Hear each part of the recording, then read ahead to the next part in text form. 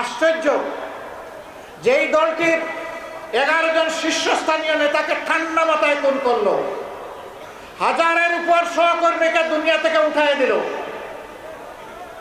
250-র অধিক সহকর্মীকে আয়নাগরের সঙ্গী বানালো, গুম করলো, যাদের নেতৃবৃন্দের বাড়িঘর বুলডোজার দিয়ে ভেঙে গুড়িয়ে দিল, যাদের নিবন্ধন কেড়ে নিল, প্রতীক কেড়ে নিল, দিশাহারা হয়ে শেষ পর্যন্ত সংগঠনটাকেই নিষিদ্ধ করে দিল। সেই মজলুম সংগঠন আল্লাহ তাআলা এই জাতিকে যখন আমাদের বুকের সন্তানদের বুক চিতিয়ে যুদ্ধ করার ফসল হিসাবে আমাদেরকে মুক্তি দিলেন, আমরা সেজদায় পড়লাম, শুকরিয়া আদায় করলাম। সেই রাতেই আমরা ঘোষণা করলাম, আজ আমরা সকল কষ্ট ভুলে গেলাম, আমরা কারো উপর প্রতিশোধ নেব না। বাংলাদেশের 56,000 বর্গমাইলে বসবাসকারী 18 কোটি মানুষ তার সাক্ষী, আমরা কারো উপর প্রতিশোধ নেই নাই। আমরা আমাদের সহকর্মীদেরকে বললাম, পুলিশ নাই, র্যাব নাই, বিজিবি নাই, আনসার নাই, এই অবস্থায় জনগণের জান, মাল এবং ইজ্জতের পাহারাদারির দায়িত্ব আমাদেরকে নিতে হবে। আমরা পাহারাদার হয়ে সমাজের জন্য ঘর থেকে বের হয়ে আমরা দাঁড়িয়ে গেলাম। টানা 15 দিন সেই বৃষ্টি ভিজা এবং রোদে শুকানো দিনে আমাদের সহকর্মীরা পাহারা দিয়েছে দেশের মানুষের জান, মাল এবং ইজ্জতের। এরপরে সরকার যখন গঠন হয়েছে, কিছু স্থিতিশীল হয়েছে, পুলিশ আস্তে আস্তে তাদের কাজকর্মে ফিরে এসেছেন, তখন আমরা তাদের সাথে এবং বিভিন্ন পক্ষ, বিভিন্ন দল, ধর্মের নেতৃবৃন্দের সাথে আলাপ করে আমাদের সহকর্মীদেরকে আমরা তুলে এনেছি। আমরা বলেছি আবারও প্রয়োজন হলে আমরা যাব। আমরা সহকর্মীদেরকে বলেছিলাম, ধৈর্য ধরুন, শান্ত থাকুন। আপনারা বাংলাদেশের জনগণ, বাগেরহাটের জনগণ সাক্ষী, আমাদের একটি কর্মীর হাত ও চাঁদাবাজের হাতে পরিণত হয় না। অনেক দুঃখ কষ্ট, অনেক আর্থিক ক্ষতি আমাদের হয়েছে, কিন্তু চাঁদাবাজি যেহেতু হারাম, হারামের দিকে আমাদের কর্মীদের হাত বাড়ানো হয় না। আমরা কোনো স্ট্যান্ড দখল করি নাই। আমরা মানুষকে, নিরীহ মানুষকে মামলা দিয়ে একই মামলায় শত শত আসামি করি নাই। আমরা এ নিয়ে কোনো মামলা বাণিজ্য করি নাই। আমরা কথা দিয়েছিলাম, এই জাতির সাথে কথা রেখেছি। কেন জানেন? আমরা এই দেশটাকে ভালোবাসি, আমরা এই দেশের মানুষকে বড়ই ভালোবাসি। আমরা যারে ভালোবাসবো তার তো আমরা কোনো ক্ষতি করতে পারি না। আমরা প্রতিজ্ঞাবদ্ধ, ইনশাআল্লাহ ইনশাআল্লাহ এই বাংলাদেশকে আমরা নিরাপদ, শান্তি এবং উন্নতির বাংলাদেশে পরিণত করব। বলবেন কিভাবে করব? করব আপনাদের ভালোবাসা এবং সহযোগিতা নিয়ে, করব আপনাদের সমর্থন এবং ভোট নিয়ে। যদি আমরা আপনাদের বিবেচনায় উপযুক্ত হই। অনেকে বলে জামাতে ইসলামের দেশ শাসনের কোনো অভিজ্ঞতা নাই, তারা কিভাবে দেশ চালাবে? আমি প্রশ্ন করি, আজকে এই প্রশ্নটি যারা করেন, তারা যখন প্রথম দেশ শাসনের দায়িত্ব পান তখন কি তাদের কোনো অভিজ্ঞতা ছিল? যদি না থেকে থাকে তাহলে এটি কোনো শর্ত নয়, আর আমি বলবো তাদের কথা সঠিকও নয়। আমরা একটা সরকারে 1 থেকে 6, 2001 থেকে 6 আমরা একটা সরকারে সামান্য অংশগ্রহণ করেছিলাম। 2 জন মন্ত্রী দায়িত্ব পালন করেছিলেন। তারা কি ব্যর্থ ছিলেন? তারা কি অসৎ ছিলেন? তারা কি অদক্ষ ছিলেন? না, তারা সততা এবং দক্ষতার সাথে তাদের দায়িত্ব তারা পালন করেছেন। সেই মানুষগুলা যাদেরকে নিজেদের হাতে গড়ে রেখে গিয়েছেন, আজকে তারাই আপনাদের সামনে এগিয়ে এসেছেন। তাদের উপর যেভাবে অতীতের মানুষগুলো আস্থা রেখেছিল, আজকের মানুষগুলোর উপর আস্থা রাখলে আমরা ইনশাআল্লাহ আমাদের সমস্ত যোগ্যতা এবং শক্তি দিয়ে আমরা আপনাদের আস্থার ঋণ পরিশোধ করব। প্রিয় দেশবাসী, আমরা কি চাই? দেশবাসী যা চায় আমরাও তাই চাই। আমাদের যুব সমাজ যা চায় আমরা তাই চাই। আমাদের মা বোনেরা যা চান আমরা তাই চাই। যুব সমাজ কি চায় তারা জাতিকে জানিয়ে দিয়েছে, জানিয়ে দেয় নাই? বাংলাদেশের 5টা পাবলিক বিশ্ববিদ্যালয়, যেগুলা সর্ববৃহৎ বিশ্ববিদ্যালয়, সেই বিশ্ববিদ্যালয়ে নির্বাচন হয়েছে ছাত্র সংসদের। তারা কি একটা রায় দেয় নাই? তারা কি বলেছে আমরা আবার ফেসিবাদ ফিরিয়ে আনতে চাই? তারা কার পক্ষ নিয়েছে? তারা ইনসাফের পক্ষ নিয়েছে। তারা আস্থা রেখেছে আমাদের সন্তানদের উপর। আমাদের সন্তানেরা আস্থার প্রতিদান দিয়ে চলেছে। অনেকে বলছেন ডাকসু গত 50 বছরে যা করতে পারে নাই, এরা 4 মাসে তার চেয়ে বেশি করেছে। কেন করেছে জানেন? ওরা আল্লাহকে ভয় করে। ওরা কথা দিয়েছিল, তাই কথা রক্ষা করে।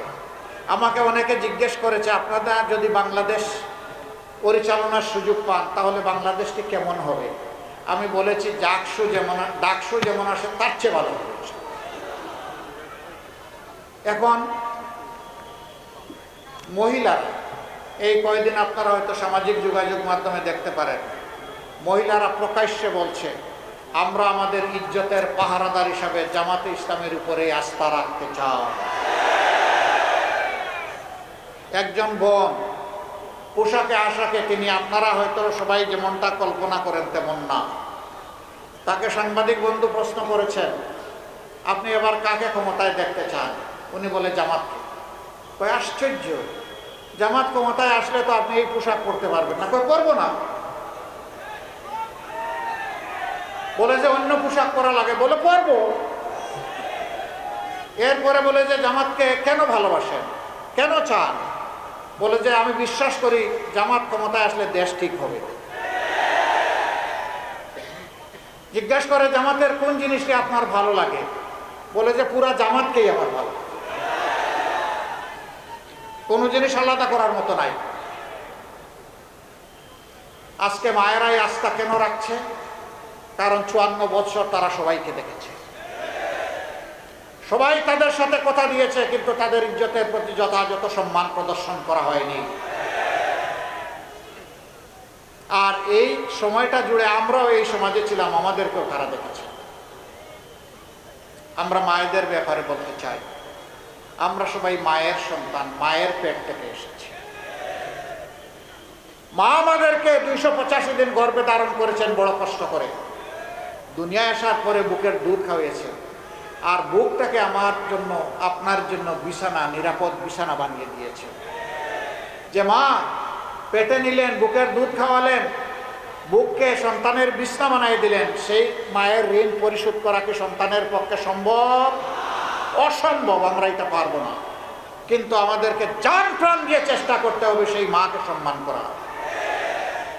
আমরা ইনশাআল্লাহ এই দেশের সেবার সুযোগ পেলে আমরা মাদেরকে মর্যাদার আসনে অধিষ্ঠিত করব। তারা ঘরে, চলাচলে, কর্মস্থলে, সব জায়গায় তাদের জন্য সম্মান এবং নিরাপত্তা নিশ্চিত করা হবে ইনশাআল্লাহ। আমরা বড় ব্যথিত, বড় দুঃখিত, বড় লজ্জিত।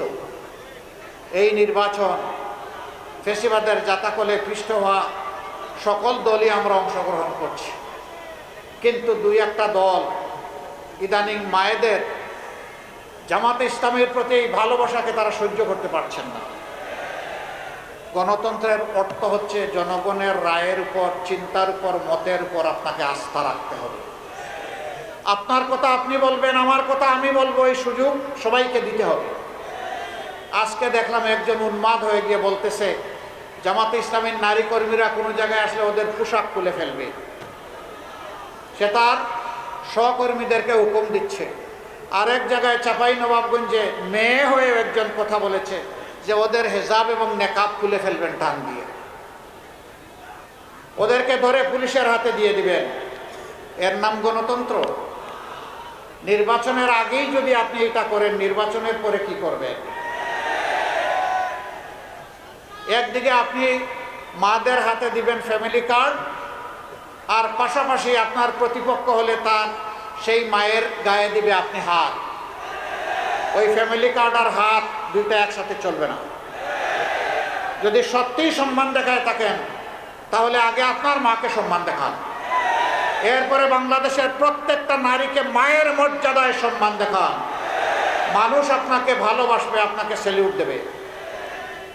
আমি বলে দিতে চাই, আমাদের জীবনের চেয়ে মায়েদের ইজ্জতের মূল্য আমাদের কাছে অনেক বেশি। আমি সাফ সারা বাংলাদেশের শান্তিকামী মুক্তি পাগল মানুষকে বলে দিতে চাই, বিশেষ করে যুবকদেরকে বলে দিতে চাই, কোনো মায়ের সাথে কেউ যদি এই ধরনের অসভ্য আচরণ করে, আপনারা আবার 24-এর মতো বিস্ফোরিত হবেন। বলবেন জীবন দিব কিন্তু মায়ের মর্যাদা দেব না, কাউকে না মায়ের মর্যাদা নিয়ে টান দিতে দেব না, জীবনের বিনিময়ে হলেও মায়ের মর্যাদা রক্ষা করব। যারা মাদেরকে নিয়ে এইরকম অপমান করেন, এদেশের অর্ধেক হচ্ছেন আমাদের মায়ের সমাজ, তারা কিভাবে আশা করেন সেই মায়েরা তাদেরকে সমর্থন দেবে? আমরা দোয়া করি শুভ বুদ্ধির উদয় হোক। হ্যাঁ, মাদের ছাড়াও বিভিন্ন জায়গায় হচ্ছে, আজকেও ঢাকায় দেখেছেন কিছু একটা হয়েছে। প্রতিদিন বিভিন্ন জায়গায় অসহিষ্ণু এই কার্যক্রম চালানো হচ্ছে। কেন রে ভাই, এখন তো মাঘ মাস, এই শীতের দিনেই যদি মাথা এত গরম হয়, চৈত্র মাসে কি হবে? আপনার আদর্শ নিয়ে আপনি মাথা ঠান্ডা রেখে যান জনগণের কাছে, সুন্দর করে বুঝায় কথা বলেন, আপনাকে আমরা ওয়েলকাম করব। কিন্তু আপনি গায়ের জোরে সেই ফেসিবাদী কায়দায় আবার নির্বাচনকে চলে বলে কৌশলে নিজের ইচ্ছা মতো প্রভাবিত করবেন, এখনকার যুব সমাজ 24-এ চিৎকার দিয়ে ঘুমায় পড়ে না। যুবকদেরকে বলছেন তাদেরকে বেকার ভাতা দিবে, কে বলছে? তারা আপনার কাছে গিয়ে মিছিল করে, আপনাদের কাছে মিছিল করে বলছে যে আমরা বেকার ভাতা দেন। আমাদের যুবকদেরকে আমরা বেকার ভাতা দিয়ে অপমানিত করতে চাই না। আমাদের যুবক যুবতীদের প্রত্যেকের দুটি হাতকে আমরা দেশ গড়ার কারিগরের হাতে পরিণত করতে চাই এবং তাদের হাতে মর্যাদার কাজ তুলে দিতে চাই। তারা যেন বুক ফুলিয়ে বলতে পারে, এদেশ আমার দেশ, আমি বাংলাদেশ, আমি বাংলাদেশের জন্য আমার 2 হাত দিয়ে অবদান রেখে চলবো। আমি হাত বাড়িয়ে কারো কাছ থেকে বেকার ভাতা নেব না। যুবকরা মন খারাপ করেছেন? আপনারা কি বেকার ভাতা চান না কাজ চান? আলহামদুলিল্লাহ, আপনারা কাজ চান, আপনাদেরকে মোবারকবাদ।